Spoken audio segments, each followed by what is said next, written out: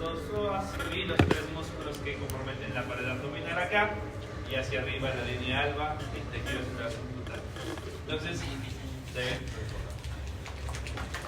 Y la cavidad pélvica, uy, ¿por qué se llamarán cavidades? Porque son huecos, sí, muy bien. Pero, ¿por qué tendremos esta estructura? Porque las cavidades normalmente, ¿qué recubren o qué protegen? Órganos vitales. En la cavidad pélvica tenemos órganos importantes. Sí. Claro, por eso estamos aquí todos. Están los órganos reproductores femeninos y masculinos. Pues los femeninos más importantes porque ahí está el útero, que es donde todos venimos. O alguien aquí es un clon. O algo así. Entonces, ¿por qué les traigo estas tres imágenes? Porque son los mecanismos más frecuentes o estadísticamente más relevantes para que entiendan cómo suceden los traumas de la pelvis. Vamos desde el menos frecuente al más frecuente. Del 5 al 15% es un trauma vertical, donde se desarticula completamente la pelvis. Luego le sigue antero-posterior, donde la sínfisis se abre porque no es capaz de soportar el peso y se abre en su punto más débil. ¿Cuál será el punto más débil? Pues todo esto es hueso y aquí hay cartílago, pues me voy a abrir por ahí. Y el más frecuente, que es la compresión lateral, cuando se unen fuerzas desde las dos, tanto derecha e izquierda, o hacia arriba y hacia abajo, y se va a quebrar en el punto más débil. En este caso, en ¿cómo se llama esto? Pero esta es la sínfisis pública, ya está.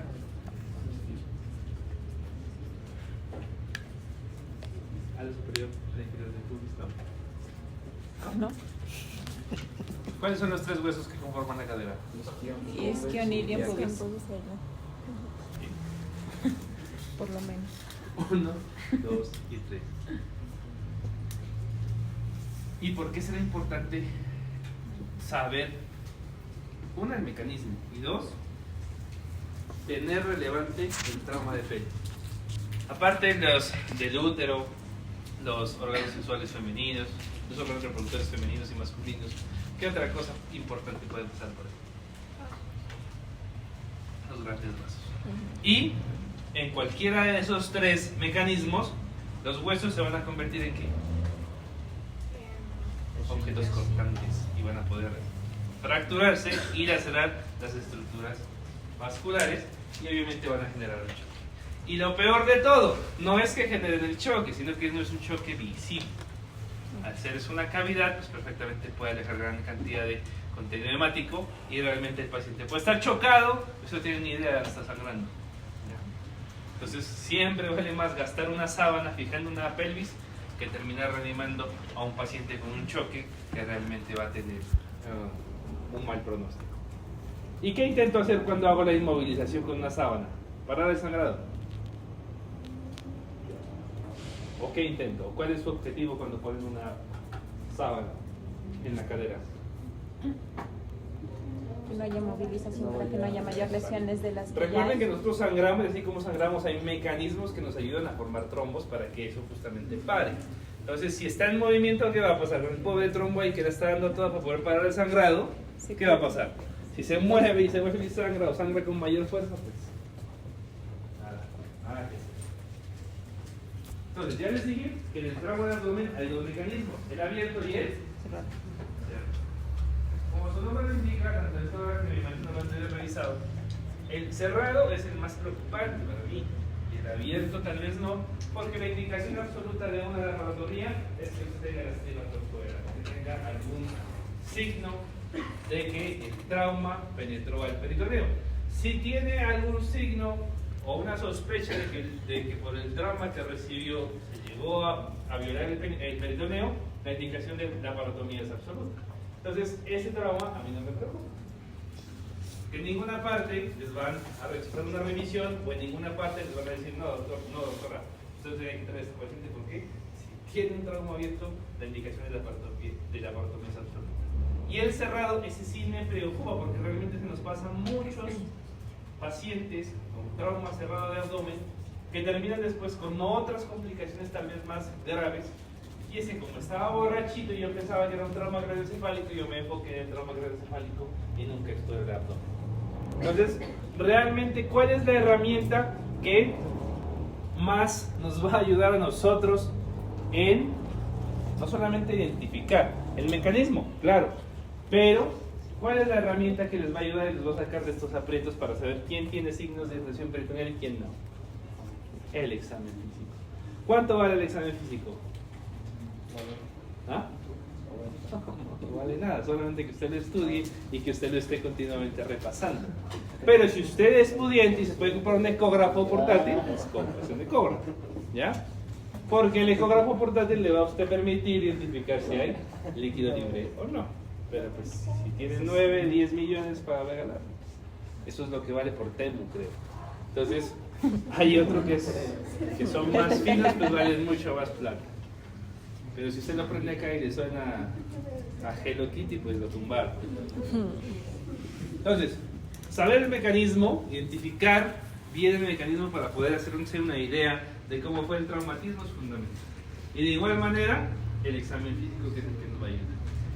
Tipos frecuentes de traumas cerrados: accidentes de tránsito, las agresiones físicas, puños, patadas, martillazos, aquí en Colombia se ve de todo, y la caída sobre objetos rojos, porque usted puede no solamente tener, ya lo vamos a ver en la explosión, que usted sale despedido por la onda y termina impactándose con un objeto inerte o que no se está moviendo y va a generar un trauma cerrado. Y el trauma abierto, los proyectiles de arma de fuego, las armas cortopunzantes y los fragmentos de vidrio también en los fenómenos explosivos. Y en la explosión, pues no solamente es la lesión que me pueda generar los objetos que caen sobre mí, sino también lo que la onda vaya a generar dentro. Entonces, los traumas cerrados afectan en mayor cantidad las vísceras sólidas, y los traumas abiertos, pues las vísceras no relevantes. ¿Por qué? Porque el trauma cerrado es una energía que, ¿quién la recibe? Yo o un compañero suyo lo coge a pata a usted y le tira una piedra, le tira una patada, y esa energía, ¿quién la recibe? Vamos a la pared abdominal. ¿Entra por dónde? Por la piel, tejido celular subcutáneo, y se va hacia las vísceras. ¿Por dónde se transporta mejor esa energía? Por los órganos sólidos. Los órganos sólidos reciben gran cantidad de energía, y al ser incapaz de distribuir favorablemente esa energía, se rompen y generan lesiones internas. Las vísceras huecas, al estar huecas, pues obviamente no van a poder recibir esa energía, y no, pues, va a ser mucho menos probable que se vaya a lesionar, aunque va a ser. Entonces, por eso los órganos sólidos en los traumas cerrados son los más afectados. En su orden: el vaso, el hígado y el intestino delgado. ¿Por qué el intestino delgado? Porque normalmente sí es un órgano hueco, pero usualmente está lleno de comida. Los pacientes que se someten a la porotomía por trauma cerrado, la incidencia del 15%, hay un hematoma retroperitoneo. Entonces, ¿se acuerdan que les dije del retroperitoneo? Que era una estructura que era virtual, que no había que no había ningún tipo de líquido, y que perfectamente se podía llenar de sangre y no tener ni idea. Resulta que a los pacientes que los llevaron, de 10 pacientes, casi 2 tenían sí o sí un hematoma retroperitoneo. Que cómo se ve, pues ya en la laparotomía es otro cuento. Pero como les dije, incluso hasta en las tomografías, si usted no las sabe leer, o el sangrado no es lo suficientemente significativo para generar una alteración morfológica, pues lo vamos a pasar por ahí. Y el trauma penetrante, ahí tenemos dos tipos de trauma penetrante: por arma blanca y por arma de fuego. ¿Arma blanca qué es? ¿Por qué le llaman arma blanca?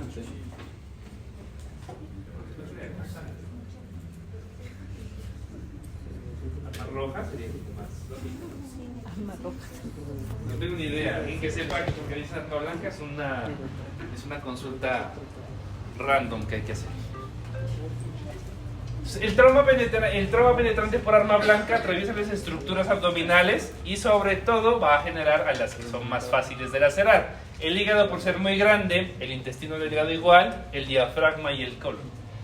Problema gigante aquí, que si bien es un 20%, los pacientes a veces que siguen con dolores postraumáticos, crónicos, difíciles de manejar, que realmente se les hacen múltiples estudios y a veces no tienen una explicación, y es porque ninguno de los estudios que tenemos hasta ahorita, ni siquiera la resonancia, a veces nos da un detalle tan perfecto como la laparoscopía, ¿no? O la toracoscopía, para poder visualizar el diafragma y ver realmente las lesiones. A veces hay microlesiones del diafragma, que es un músculo de la sensibilidad, genera dolores perpetuos crónicos que realmente no se van a poder manejar porque son lesiones difíciles de identificar y de encontrar. Y lo otro, lo común, las heridas por arma de fuego, ya también van a generar lesiones intraabdominales adicionales de acuerdo a la trayectoria. Las más comunes son las lesiones del intestino delgado por lo vasto que es, el colon igual, el hígado y las estructuras vasculares abdominales. En este tipo de lesiones, cuando son trauma penetrante por arma de fuego, no solamente un órgano se va a ver afectado, normalmente se afectan más. Intestino y colon, el intestino delgado y grueso, intestino y el hígado o alguna estructura abdominal. Y como lo mencionamos hace un momento, el trauma explosivo no solamente es la lesión de la onda, que no solamente me puede lanzar a mí, sino lanza el resto de cosas que pueden haber dentro del área de la explosión. Me puede generar heridas por objetos cortantes, vidrios, etc. Entonces, a veces el paciente, por la misma onda que me puede generar trauma cerrado, un trauma penetrante por algún objeto que salga volando y me penetre, o la misma onda explosiva que tire y me mande lejos del sitio de la explosión, puedo generar fracturas, lesiones, etc. En este momento a ustedes, incluso a mí no me tocó, pero antes me imagino que con esos carros bomba y con tanta cosa, este tipo de lesiones eran frecuentes. A mí nunca me tocó, pero el ATLS es muy claro en decir que hay que ser muy dárselas de investigador, porque los médicos somos investigadores, para saber dónde estaba el sitio de la lesión y dónde estaba el paciente respecto al artefacto explosivo. Porque perfectamente dentro del área de la explosión, de acuerdo a la disposición aproximada de la víctima con el artefacto explosivo, pues uno más o menos se da una idea de la cantidad energética que pudo haber recibido y las lesiones y del mecanismo. Si estaban recibiendo una clase y yo suelto una granada acá y van a terminar en el CEANI, pues ya se imaginarán el tipo de lesiones que pueden tener. Esto sí es frecuente y esto sí nos va a generar pan de cada día. Los accidentes de tránsito, de todos los tipos, de todos los tamaños, de todos los colores. En especial, los accidentes en vehículo. ¿Ustedes saben qué es el sistema ABS? O no, el ABS no, el sistema SRS de los airbags de los carros. ¿Sí? Cuando se suban en el próximo carro, ojalá ahorita. En el InDrive, en el Uber o en el bus no creo que tenga, pero ojalá en el Uber sí. En el volante y en la parte anterior donde hay un airbag, donde dice airbag, dice SRS, ¿ya? ¿Saben qué es eso? Por Temu o por AliExpress hay personas que se suben al carro, empiezan a acelerar. Los carros normalmente, no sé todos, ojalá hacen todos, pero cuando pasan los 20 kilómetros y usted no tiene el cinturón de seguridad, ¿qué pasa? Empieza a pitar. ¿No? Y hay gente que espero no estar aquí, que se aguantan en algún momento se va a quitar. Mi carro, si yo no me pongo el cinturón, se detiene, se para, no me deja seguir y tengo que a la brava. Pero hay en internet unas T que usted la puede poner para Que no haya el sonido. Que no le suene. Yo no sé a qué persona con dos dedos de frente se sube a un carro y compra un aparato de esos para que no suene algo que lo puede salvar la vida. Bueno, se los juro por Dios que hay gente así. Ojalá que no. Pero por mi madre, que hay gente que compra eso. Y Yo otros se aguantan el sonido. en algún momento pensé que eso era un repuesto y no, y efectivamente, me ha librado de muchos. Resulta que el SRS, cuando el airbag, los sensores del airbag normalmente están detrás de los retrovisores. Hay dos sensores detrás de los retrovisores y sensores en las puertas para los impactos frontales, laterales y posteriores. Es bueno que lo sepan porque si su carro tiene un airbag, Vaya. usted puede estar bien, pero los demás tal vez no. Si van a comprar un carro, que sea seguro, son 6 airbags mínimo, porque si no es un ataúd andando.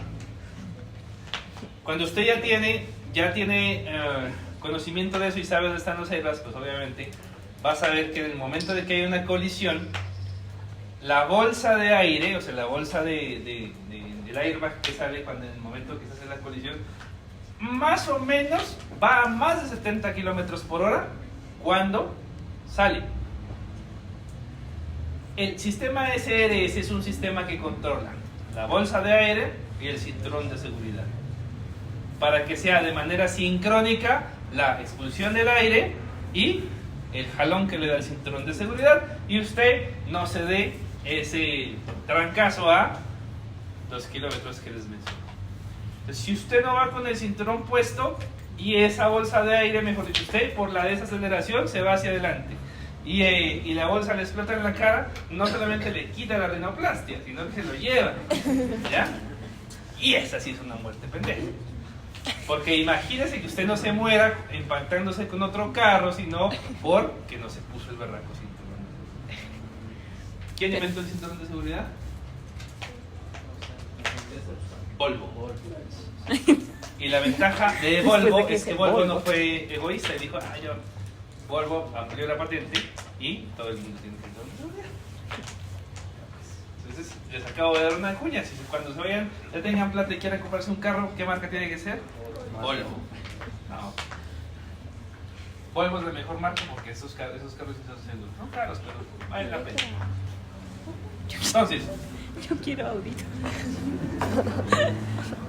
el cinturón de seguridad es importantísimo, pero también cuando no tienen ese tipo de sistemas tan avanzados, pues sí, se pone usted una huasca en lugar de Una huasca.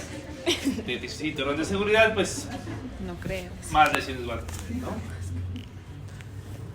Los cinturones de seguridad son de 2 puntos y de 3 puntos. ¿Cuál? O sea, 2 puntos de anclaje y de 3 puntos de anclaje. ¿Cuál cree que es el más seguro? El de 3 puntos de anclaje. Usted va a la Fórmula 1 o los invito a que curioseen con las carreras de cars, por ejemplo. Y ellos no hacen eso, se suben al car y como nosotros, que vamos y nos ponemos en un cinturón de 2 puntos. ¿Qué hacen? Se ponen un cinturón de 3 puntos acá. ¿Por qué? Porque eso es, o sea, ¿qué es más peligroso? Que yo vaya por la Panamericana, unos tragos encima a 170 kilómetros por hora, o que esté en un Fórmula 1, en un monoplaza a 300 kilómetros por hora y esté dando las vueltas, la vuelta en un circuito. ¿Qué es más peligroso?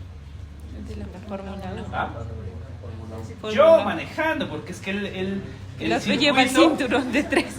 el circuito está diseñado para estar ahí. Hay gente que va a estar pendiente de que si te estrellas, pues te van a auxiliar. El monoplaza tiene un sarcófago. El sarcófago es de fibra de carbono, que lo envuelve a uno y no se puede dar a unos buenos kilómetros y no pasa nada. Por eso es más peligroso que usted esté en la calle creyéndose Max Verstappen y sacándole 100, 150 a su Corsa o a su Spark y que se estrelle, ¿ya? Es muchísimo más peligroso. Entonces realmente, hasta que no tengan un buen carro, no anden rápido, ¿ya? Porque se van a morir, ni mucho menos tomados. Entonces, de acuerdo a los cinturones de seguridad, podemos presentar lesiones intestinales. Los mecanismos de desaceleración pueden generar que las estructuras viscerales y las estructuras vasculares de esa aceleración tan rápida que se tiene cuando esa energía se trata de redistribuir, llega un momento en el que las estructuras sólidas de las estructuras viscerales huecas, como el intestino y las vasculares, se van a romper.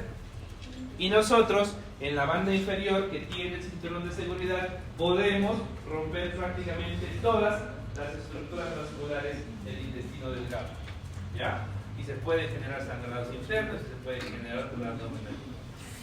¿Cómo sabemos que el paciente sufrió una desaceleración forzosa? Tiene la marca. ¿Ah? ¿Y qué le pasa? Queda la marca del látigo en el cuerpo del paciente.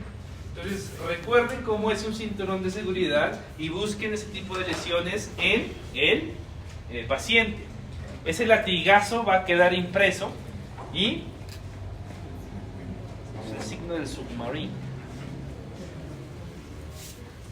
Lo que les decía, lesiones por compresión y hiperflexión, la avulsión del mesenterio, rotura del intestino delgado, trombosis de la arteria ilíaca, fractura de las lumbares y una lesión pancreática o duodenal, que son estructuras blandas o órganos blandos que son susceptibles del daño más fácil. El apnea de los hombros, que también pues, puede generar rotura de vísceras del abdomen superior, de la íntima, trombosis de la carótida y de la subclavia, fractura o dislocación de la columna cervical, fractura de las costillas, contusión pulmonar. Y lo que les decía de la bolsa de aire, ¿no? Abrasiones faciales, lesiones cardíacas, fracturas de la columna, por esa desaceleración tan grande que se hizo. ¿Listo? Los que tengan moto o carro se van a poner bien el casco y se lo van a apretar. Porque a veces esa es otra modalidad de accidente. Que ustedes cogen mototaxi, porque les he visto y los he visto coger mototaxi y jamás se apretan esa cosa. Como si mágicamente la gravedad les fuera a mantener el casco ahí. Y claramente no pasa. Y te vas a tomar. Y van a ver, y los cascos están hechos de icopor por dentro, ¿sí saben, no? Sí. Hay unos de marca Sharp que son hechos con fibra de carbono, también los invito a que los compren mientras compran un carro. El manejo inicial, recuerden esta diapositiva que les dije que íbamos a tenerla siempre, el A, B, C, D, E, igual para todo, para trauma de cabeza, de tórax, de abdomen, de pecho. Pero son mis amigos. Vamos a tener esa secuencia realmente clara. La A de vía aérea, la B de ventilación, la C de circulación, la D del estado neurológico y la E de la exposición. ¿Listo? ¿Qué me preocupa aquí? La peritonitis, el trauma cerrado, ¿ya? El abdomen agudo, la lesión visceral, la hemorragia, el hemoperitoneo. Todo eso me va a preocupar y me va a alertar de que un paciente que esté hemodinámicamente inestable, con peritonitis, me va a tener una lesión vascular o una lesión intraabdominal.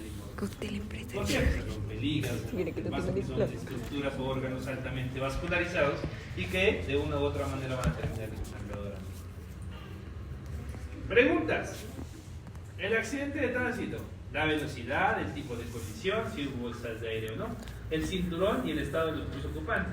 ¿Por qué me interesa el estado de los otros ocupantes? Porque si el otro que iba al lado se echó el envío, ¿qué pasó? Es un trauma de alta energía. Porque uno a 10 kilómetros no se muere, entonces es muy mal. Y la velocidad. ¿Cómo determinamos la velocidad del accidente? Por las cámaras. ¿Ah? Por las cámaras de No, seguridad. mentira. Cuando hay... Hace un tiempo hubo una persona que era reconocida, que la atropellaron en la avenida de los estudiantes. Y con las cámaras se puede establecer la velocidad. Pero a veces no hay cámaras, entonces ¿cómo se hace?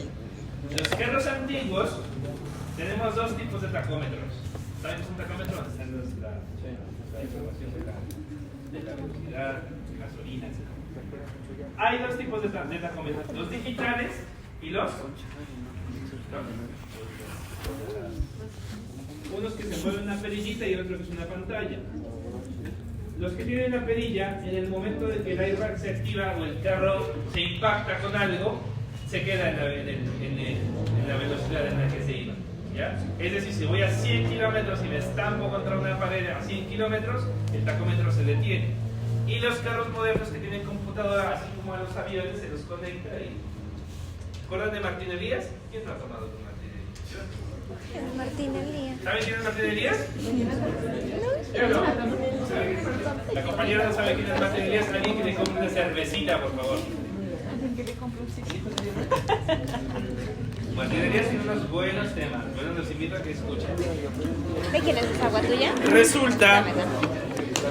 Resulta, y eso es un tema mediático, porque él iba en una Toyota y la familia le mandó a la Toyota por unas razones que ya si quieren meterse en el morbo de las cosas, pues lo leerán. Pero gracias a eso Toyota pudo identificar cómo estaba el carro, a qué velocidad iba y qué fue lo que pasó durante todo el trayecto. Y eso es fácil de identificar con los computadores que hoy en día los carros. No es que vaya, ay, espérese un ratito para tener voy a ver el computador del carro. No, pero es importante que sepan que hay una manera de investigar. Porque a veces a ustedes los llaman como peritos. Para que sepan de dónde. Caída de altura aproximada. Una cosa es que yo le diga 6 gradas. Pues yo puedo hacer unas gradas de 30 centímetros. O puedo hacer unas gradas de 1,5 metros. Ya dependerá de usted, porque usted verá cómo quiere hacer las gradas. ¿Cuántos son 6 gradas? Más o menos. Casi 3 metros. ¿Ya? Entonces, ¿cuánto hay de aquí a eso? Recuerden, ustedes tienen que aprender a medir la proporción de las cosas. De aquí arriba, ¿cuánto creen que hay en metros? ¿De aquí a dónde? ¿Ah? ¿De aquí a dónde? 6 grados, 1,5 metros, 2 metros. ¿6 gradas? No. Y vea, 1, 2, 3, 4. Ay, David, cada grada de esto. Ese David. 6 Una, gradas. dos. Casi, 3. casi. No, pero un montón son 3. Depende del tamaño de la grada. Ese grado, por aquí la primera, ¿Cuánto cada hay de aquí a acá? Eso. Dos. Sí, yo creo que Que eso le dice 3, ¿sí ve? 3 metros, estamos por aquí. Uno que mide el 1,90. 95, casi 2, póngale 3 metros como por aquí. De aquí a allá más o menos deben haber unos 5 metros. Ah, Ok. sí. 480. Saquen un metro.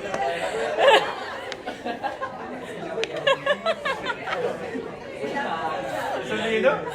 ¿Cuánto hay? Lo que apuesta.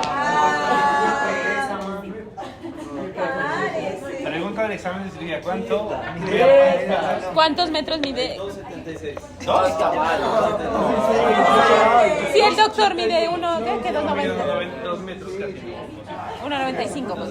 Casi 2. 3 metros. Yo digo que 5 metros.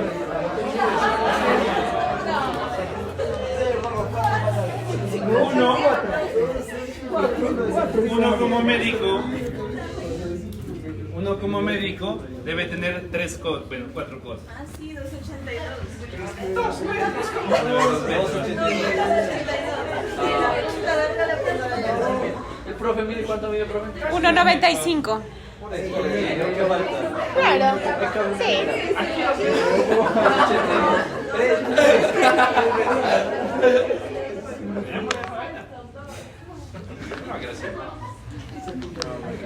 Cójanse la mano. ¿Cuánto Dame mide tu un mano. centímetro suyo? ¿Cuánto mide un dedo suyo? ¿Cuántos centímetros mide un dedo?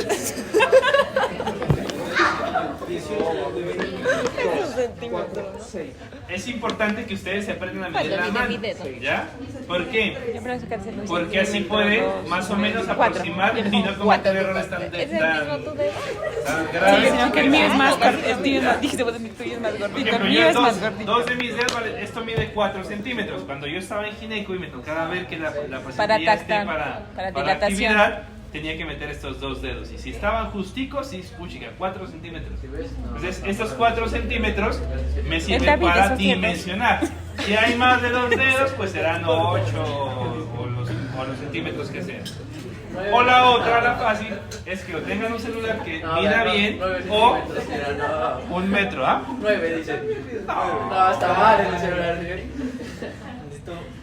9 centímetros, no sé. ¿El dedo de mide 9 centímetros? No. No. Ah, 9 centímetros. Es mucho, es mucho. pues es bueno que lo sepan más o menos y dimensionen, ¿no? las heridas penetrantes, qué tipo de objeto es, el tipo de arma y la distancia. Y en las explosiones, la distancia, y de acuerdo si es un espacio cerrado o abierto. Si es un espacio cerrado, más grave, porque obviamente la onda explosiva no va a tener por dónde salir más fácilmente, y si es un espacio abierto, pues será mucho menor la lesión. Contundente la velocidad y el objeto, si es que el objeto que genere el trauma. Lo más importante es esto, recordarle que ustedes en su mano tienen el poder de hacer no solamente mediciones, sino también el examen físico. Recordar la inspección, auscultación, percusión y palpación dentro del orden de la exploración física abdominal e identificar signos de irritación peritoneal. Como cuál, el más típico, el signo que todos nos enseñan, que es el abdomen entable o el lumbar. Recordar que hay una defensa abdominal que es todo dolor que se tiene cuando usted como médico hace una palpación, intenta hacer una palpación y la respuesta del paciente es quejumbrosa, un dolor, pues se llamará defensa abdominal, ¿no? Inspeccionar los flancos, el escroto, el meato uretral, que les va a hacer o dar una idea del tipo de traumatismo que se pudo haber presentado, y la zona perianal, la presencia de sangre, hinchazón o hematomas, la laceración del perineo, la vagina, el recto, las nalgas, también puede estar asociado siempre a una fractura de pelvis. Los pliegues de la piel en pacientes obesos pueden enmascarar lesiones penetrantes y aumentar la dificultad de evaluar el abdomen y la pelvis. Los pacientes obesos, cuando tienen una barriga que cuelga, puede generar pliegues, y esos pliegues esconder lesiones. Entonces es importante que hagan un examen abdominal completo. La evaluación de la pelvis, antes nos enseñaban a hacer varias maniobras, libro abierto, libro cerrado, pero realmente se ha identificado que ese tipo de maniobras lo que van a hacer es generar más daño que dar una solución para que usted realmente estabilice la pelvis. Entonces realmente lo que se quiere en el trauma de pelvis ante la más mínima sospecha es inmovilizarla, y es tan sencilla como coger una sábana. ¿Y por dónde vamos a poner la sábana del paciente? Lo vamos a alzar y le vamos a decir, venga, usted tiene una fractura de pelvis, lo voy a cargar un ratico. ¿Por dónde se mete la sábana? Pues lo movilizo, lo pongo de ladito y pongo la sábana y luego lo vuelvo a movilizar. Sí, Pero o también entre puede dos ponerla personas. por debajo de las rodillas. Pone por debajo de las rodillas y la subes en la altura de la pelvis y queda. Listo, estamos en una excursión. Programamos una excursión de clínica quirúrgica por allá para el monte. Y alguien se cae y tiene una fractura. No tenemos nada, no tenemos sábana. ¿Qué hacemos? ¿Y dónde hay cartón? Ropa grande. Ustedes en el pantalón tienen dos costuras, ¿cierto? ¿Saben qué es una costura? Búsquense la costura en su uniforme. La costura es donde se une la parte anterior con la parte posterior del pantalón. ¿Sí ven esas costuras, no? Hay una costura lateral y una costura medial. ¿Qué van a hacer? Pues van a romper las dos costuras hasta donde está la división aquí de la unión de los dos Para formar pies. la sábana, claro. Entonces, cogen y cortan por aquí, cortan la costura lateral, la costura medial de los dos pies, y lo que hacen es los cruzan y apretan. Tienen se los dije yo, por si acaso. Abren, cruzan y tienen una sábana y pueden perfectamente estabilizarla. ¿Que cómo se rompe? Pues tienen que buscar la costura. La costura tiene unos hilos donde ahí se hace fuerza, porque si usted quiere romper un jean, le deseo suerte, pero tiene que buscar las costuras, porque ahí es el sitio donde únicamente va a poder cortar. El resto es terrible. Siempre que tengamos un paciente con hipotensión, signos de equimosis que nos sugieran una fractura de pelvis, siempre hay que sospechar de que está inestable y debemos hacer esto. Que usted le hizo porque sospechó, porque quiso, porque por protocolo ya usted a todo paciente si se haya tropezado con una moto y se haya caído y le puso usted una sábana para inmovilizarle la pelvis, hágalo, ¿sí? Porque esto es, ¿qué costo tiene? Coger una sábana y ponerla aquí. Ninguno. Llega acá, vamos, hacemos una radiografía y está bien, se lleva la sábana, la lava, ¿ya? Pero si viene acá y estaba fracturado, usted le va a salvar la vida a su paciente y va a tener... Si llega acá y está fracturado, la va sábana a va a tener quitar de la opción de portadilla que ya de... por ese lado no se le va a complicar. Sugerentes: el hematoma escrotal, sangre del meato uretral, la discrepancia entre en la longitud de los miembros inferiores, que es sospechar también una fractura de cadera, y la deformidad en la rotación de la pierna.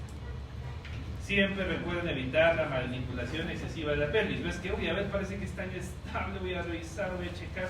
No, si usted tiene la más mínima sospecha de que está inestable, nada, fíjela y acá vemos, ya con una reducción. Porque si usted la está moviendo, ese pobre coágulo que quiere intentar salvarle la vida a su paciente, ya usted pues va a estar en la mano. Paciente con choque, sospechamos un sangrado, ácido tranexámico, ¿sí o no? Sí. Sí. Sí. En el trauma, el ácido tranexámico, aunque la mayor evidencia está en el trauma craneoencefálico. Sí, en trauma craneoencefálico, sí. Pero en el Si trauma usted también. quiere tener un aliado, llévese unas 2 ampollitas de ácido tranexámico. ¿Por qué? Porque mientras usted intenta con maniobras mecánicas estabilizar una fractura o un sangrado, el ácido tranexámico lo que va a hacer es detener la degradación de la fibrina, y al detener la degradación de la fibrina, ¿qué le va a dar? Tiempo a usted para que llegue, no se le muera, o para que usted controle la hemorragia. Si ya controla la hemorragia con el ácido tranexámico, que se pone 1 gramo en polo de 15 a 20 minutos y se deja 1 gramo para 8 horas. Yo he visto colegas que formulan ácido tranexámico 1 gramo cada 8 horas. Como si cada 8 horas dijeran 7 horas y 59, sangremos otra vez. No, ya si usted entiende el mecanismo de acción del ácido tranexámico, sabe que lo que hace es detener la degradación de la fibrina. ¿Y cuándo se hace la fibrina? Cuando se hace el coágulo. Pero si ya no hicimos el coágulo y ha pasado mucho tiempo del trauma, como en el estudio que dicen que solo 2 horas te sirven, donde hay evidencia de que el ácido tranexámico funciona, pues llegó a las 4 horas, ¿le vas a poner ácido tranexámico? No. ¿De qué te sirve ponerlo cada 8 horas? Hay unas patologías que sí te sirven, por ejemplo en los sangrados menstruales. En los sangrados menstruales sí, porque se puede, incluso mandan cada 8 horas, porque no es el mismo vaso. El endometrio pues sangra por todas partes y obviamente evita la recurrencia de los sangrados. El tacto rectal en cirugía es mandatorio. Ojalá todos ustedes, a todos los pacientes les pudiesen hacer un tacto rectal. ¿Ya? ¿Qué pasa? Que antes era más fácil, porque antes a todo el mundo le hacían tacto rectal. Hoy en día ya no. ¿Por qué? Porque si ya vienen a mi consulta y yo no les hago tacto rectal y vienen por dolor abdominal y una gastroenteritis, pues bien, ¿no? Pero si van donde otro doctor por la misma gastroenteritis y le dice, venga, le voy a hacer un tacto rectal, usted llega y dice, pero es que a mí se me hicieron tacto y al otro no, ¿ya? Y es más, hoy en día es rarísimo que ustedes hagan un tacto rectal, ¿ya? A veces se lo deja solamente a las hemorragias de vías digestivas, pero realmente un paciente que esté con hiperplasia prostática, un adulto, un paciente masculino mayor de 65 años debería. ¿Es rutinario el tacto? Sí. No. ¿Ya? ¿A quién de aquí le ha hecho un tacto rectal con fines diagnósticos? ¿En serio?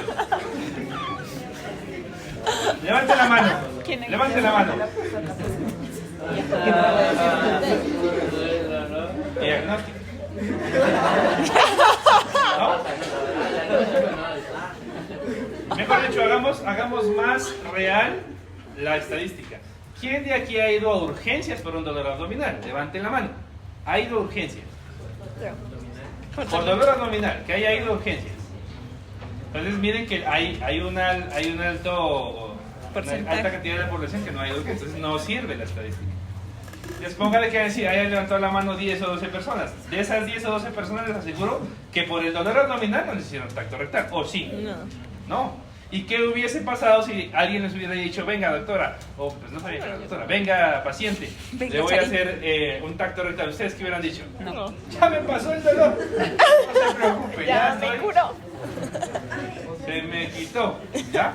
Entonces realmente es un examen que lo hemos relegado por el culturismo y toda la cosa, pero que para nosotros semiológicamente tiene altísimo valor y altísimo poder. Una mujer que no ha tenido relaciones sexuales y es virgen, no se le puede realizar un examen genital, Toca hacerle tacto sino que rectal. toca hacerle tacto rectal. Sí. Así toca aprender. Sí, la ¿Por qué doctora me es que sirve a mí el enseñó, tacto ya rectal? olvidé. Vean, los que fueron a urgencias y no les hicieron tacto rectal, se salvaron, porque yo no me enteré. Y estas manos Yo chiquitas. soy consciente, porque yo no me gustaría que me metan nada de esto. Nada de esto. O interno que tenga manos pequeñas y lo pongo en ciertas veces que deben de. Yo soy consciente. Parece que para uno como médico es chévere. Pero entonces, puede que los pacientes con dolor abdominal obviemos hacer ese tacto rectal. Listo, te los paso. Pero todo paciente politraumatizado y más el paciente que está neurológicamente también paira, o sea, que llega con un rasgo menor de 8, que usted intubo, háganle el tacto rectal. ¿Ya?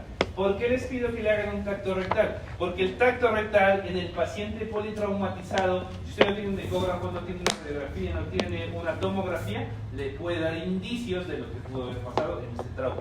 Por ejemplo, ¿qué vamos a hacer? El tono del esfínter. Si usted al paciente politraumatizado le hace un tacto rectal y tiene un trauma raquimedular, ¿qué va a sentir?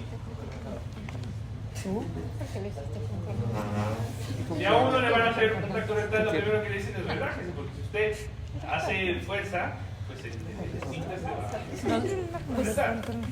Pero si usted al paciente politraumatizado le va a hacer el tacto rectal y entra como si nada, Ayla. ¿qué piensa? ¿Ah?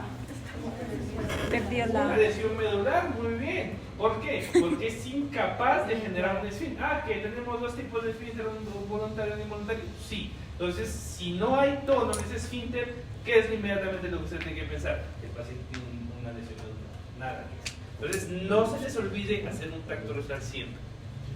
La integridad de la mucosa rectal para ver si hay sangrados. Hay evidencia de sangrado digestivo cuando usted hace el tacto rectal y sale con sangre. O el estado de la próstata. La próstata es una estructura que cuando está crecida se la palpa y es como tener una pelota dentro del recto. Usted mete la mano y hay como una pelotica. Cuando hay un trauma muy fuerte, esa pelota se puede zafar y se puede mover. Normalmente la próstata no debe moverse. Pero si en un paciente politraumatizado usted le hace un tacto a ese hombre y se mueve la próstata, algo pasó y tiene un trauma de pelvis seguro. Entonces, ya vimos que había trauma cerrado, trauma abierto, que el fácil era el trauma abierto, porque si está penetrado el peritoneo, pues nada, la indicación de cirugía es absoluta. Pero el trauma cerrado es el que a mí me va a dar el reto diagnóstico de decir, bueno, pues vamos a hacer la inspección, vamos a hacer la palpación, miremos si hay signos de extracción peritoneal.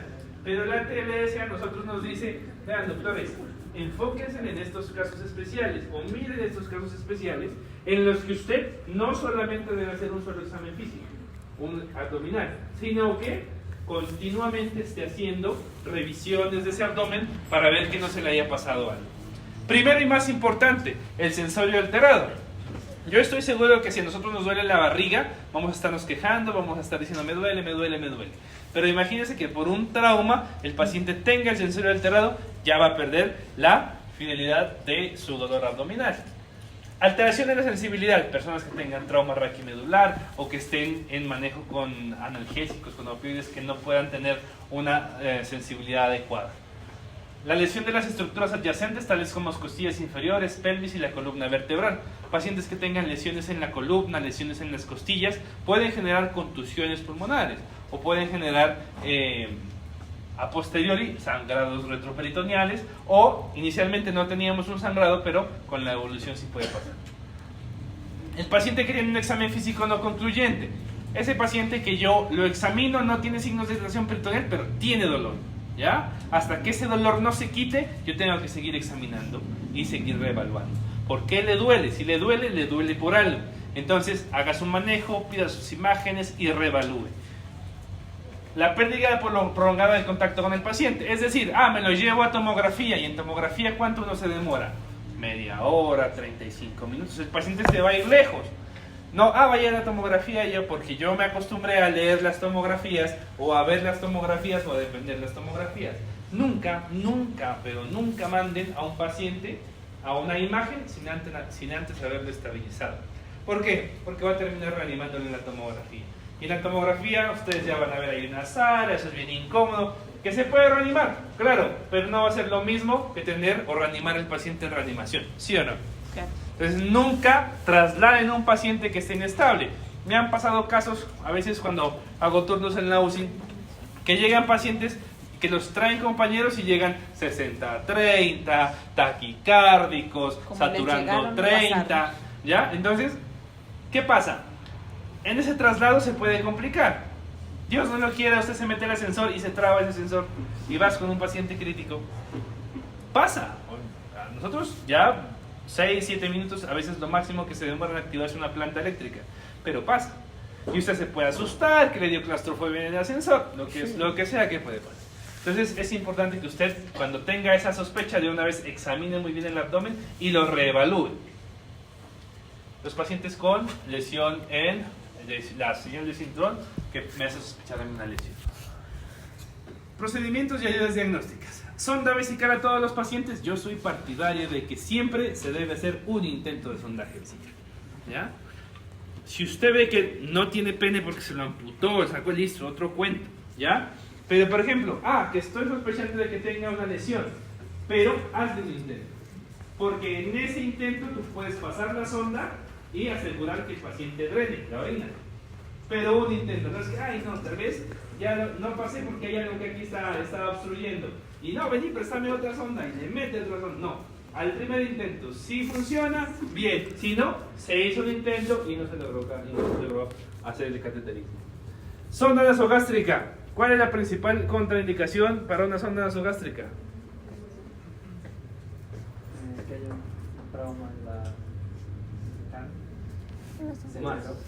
Más. en la nariz. Una fractura de base de cráneo, esa es la principal contraindicación. Porque si hay una fractura y usted está dándole con una sonda, pues he visto sondas en la cabeza, de verdad. Entonces, y otra contraindicación para una sonda nasogástrica. Ya no arriba, sino abajo. Las varices esofágicas. Si hay un paciente cirrótico, ves que yo un cirrótico que está malo, pues vamos a pasar una sonda para darle las pastillas.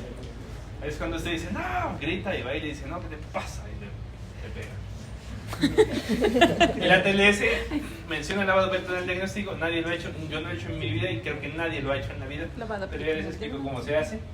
El ecofaz y la tomografía, si lo tienen, genial. Y la laparoscopia, que siempre va a ser la mamá de los pollitos. La única contraindicación para todos estos 3 estudios que están aquí es la laparotomía. Es decir, llamo y digo, súbame al paciente para la laparotomía. No espérese que vamos a hacer la tomografía. Jamás. O no espérese que estamos prendiendo el ecógrafo para poder tratar. Jamás. Ninguno de estos se puede o puede tener ¿qué? La laparotomía. Esa es la mamá de los pollitos de alergia. En el EcoFast, esto creo que ya lo ven en una clase. Tenemos cuatro regiones o zonas donde vamos a examinar. Recuerden, ¿ya vieron la clase de EcoFast? Sí. Sí. Nosotros no somos radiólogos. Y como no somos radiólogos, no vamos a ver la ecogenicidad del riñón, el diámetro de la vesícula. Eso no nos interesa porque ya los radiólogos hacen eso. Pero ustedes sí pueden estar en la capacidad de decir, ¿hay líquido libre o no hay líquido libre? ¿Hay signos de ruptura en un aneurisma aórtico o no hay signos de ruptura? Esas son las 2 únicas cosas que hay que ver y que realmente nos dan el entrenamiento para eso. Saco pericárdico acá arriba, la fosa hepatorrenal acá derecha, fosa esplenorenal izquierda y la pelvis o fondo del saco de Douglas. 4 sitios. Ahí abajo hay un ecógrafo. Úsenlo. Porque realmente en todo el mundo, en las salas de urgencia, ya hay un ecógrafo y usted no lo pueda ni prender. No lo prestan, ¿no? Nosotros ven. El lavado peritoneal diagnóstico, lo que Dame les con decía, una cristalización. es un estudio que se hacía a nivel debajo del ombligo, se hacía una punción, se inyectaba más o menos 10 cc de solución salina y al aspirar se miraba si tenía sangre. Se llevaba al laboratorio y se miraba que hubiese más de 100 unidades por campo de sangre y decía, estás abierto. Pero le aseguro que esto no lo hace nadie hoy en día. Pero es importante que lo sepan. tomografía muy fácil se puede ver un trauma cerrado de abdomen, el hígado en su parénquima absolutamente normal, y miren cómo se ve aquí una contusión en el hígado. Esto que ven aquí es líquido libre, al igual que esto. Este es el vaso y este es líquido libre periesplénico. Aire fuera de la víscera, este es el peritoneo. Miren, aquí debe haber aire, claro, porque son las vísceras, pero en la parte superior no debe haber. ¿Por qué? Porque hay, eso quiere decir que hay un neumoperitoneo. Fácil, en la radiografía de tórax, un neumoperitoneo, claro, miran hacia la parte derecha, la cúpula del hígado, para ver si hay una doble pared que le haga pensar a usted que tenga aire. La laparoscopía, donde pueden a través de una cámara visualizar, insuflan esto con CO2 y pueden ver las estructuras abdominales. Y la laparotomía, que es mandatoria ¿en quién? En pacientes con inestabilidad hemodinámica, herida por arma de fuego con trayectoria transperitoneal, o sea que pase completamente el peritoneo, los signos de irritación peritoneal y los signos de penetración peritoneal, que es todo el trauma abierto, como la evisceración. Súper sencillo, aquí podemos ver el estómago, el intestino delgado, la grasa mesentérica, y aquí está el culpable, que es un cuchillo que ha perforado el estómago. Entonces, la laparotomía ¿en quién? En esos pacientes que están con hipotensión, el pase es positivo para líquido libre, o hay una clínica de una hemorragia. La hipotensión con una herida abdominal que penetra la fascia anterior, las heridas de bala que atraviesan la cavidad peritoneal, la evisceración, el sangrado digestivo o en el tracto genitourinario después de un traumatismo, la peritonitis, la evidencia de aire o el neumoperitoneo, que es el que ya les mencioné, o la ruptura del diafragma, y obviamente un trauma o una tomografía donde se evidencia una ruptura gastrointestinal, una lesión de la vejiga, de la vesícula, del hígado o del vaso. ¿Qué hacen? Normalmente abren y empaquetan. Empaquetan hasta que se pueda controlar el sangrado, y luego en una segunda mirada o securologue se abre y obviamente se ve si el empaquetamiento sirvió. Esta es una imagen que, más que para leerla acá, lo que quiero es que la busquen en su ATLS y miren los beneficios, desventajas e indicaciones tanto del lavado peritoneal diagnóstico, que nadie lo va a hacer, el FAST y la tomografía. Que bueno, sería genial tener tomografía en toda parte, obvio, pero no hay. Pero miren que en el primer mundo hay ambulancias con tomografía, entonces no es malo soñar. Hay tres regiones distintas: la cavidad peritoneal, el espacio retroperitoneal, la cavidad pélvica, que contienen, ya hacer dinámica de la respiración, saber qué estructuras se contienen y poder delimitarlas de manera adecuada. De acuerdo a las lesiones, poder identificar qué tipo de órgano puede estar, trauma abierto, trauma cerrado, para de acuerdo a eso darme una idea de lo que se va a hacer. Y siempre una consulta temprana al cirujano en trauma cerrado o trauma abierto va a ser necesario, una vez ustedes hayan logrado estabilizar el paciente. Siempre los pacientes inestables deben ser evaluados, identificar el foco de sangrado, y si es abdominal, llevarlo a cirugía rápidamente. Si usted está en el primer nivel y tiene todo lo que le acabo de mencionar, salga corriendo, remítalo como urgencia vital. Trauma cerrado de abdomen, trauma abierto de abdomen, paciente inestable, tiene que ser valorado de inmediato por un cirujano.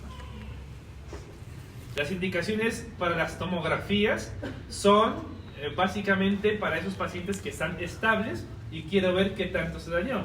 Si un paciente está inestable, la indicación de la laparotomía es absoluta, pero si está estable y está controlado el paciente y quiero ver el potencial daño que pudo haber presentado en las estructuras abdominales, a ese paciente es al que lo voy a llamar a tomografía, no a otro.